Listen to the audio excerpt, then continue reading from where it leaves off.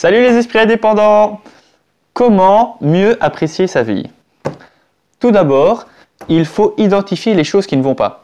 Très souvent, il y a des personnes qui sont frustrées parce que leur vie ne correspond pas à leurs valeurs ou qui se sentent mal parce qu'ils ont des problèmes financiers ou de santé. Première chose, identifier les problèmes qui ne vont pas, même si tout semble bien aller. Si vous avez un mal-être, c'est quelque chose ne va pas. Une fois que vous avez identifié les choses qui ne vont pas, les choses qui vous amènent un mal-être, vous devez identifier les choses sur lesquelles vous savez intervenir, les choses sur lesquelles vous avez un pouvoir et que vous allez pouvoir mettre des choses en place pour que les choses changent et évoluent.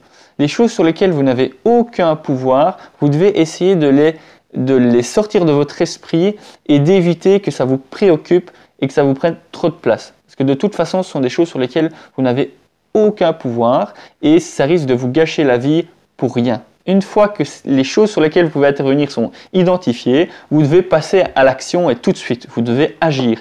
Et pas agir juste un moment ou juste quelques jours, vous devez agir jusqu'à ce que les choses que vous mettez en place aient un impact et que les choses changent réellement. Sans changement de votre part, aucune chose dans votre vie risque de changer. Si vous voyez les mêmes amis, si vous faites le même travail, si vous réalisez les mêmes passe-temps, forcément votre vie ne risque pas de changer. Prenez des risques, sortez de votre zone de confort et voyez la vie différemment. Lorsque les choses sont difficiles, parce qu'on parle de changement, mais lorsqu'on entame des changements, forcément on tombe sur des obstacles. Et comme on ne sait pas où on va, on ne sait pas jusqu'où on va arriver et quels sont les changements qui vont s'opérer dans notre vie, on a des doutes, on a des obstacles, on a des choses et des moments difficiles.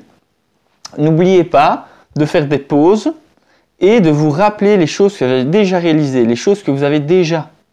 La première personne qui doit vous inspirer pour la suite et qui doit vous permettre de vous dépasser et d'arriver à de nouveaux résultats, ce sont vos propres expériences. C'est vous-même qui devez vous inspirer et vous prouver qu'à certains moments, vous avez eu des difficultés, que vous avez pu dépasser et arriver à un résultat et que demain, ça sera exactement la même chose, que vous allez pouvoir dépasser vos difficultés et avoir une vie meilleure.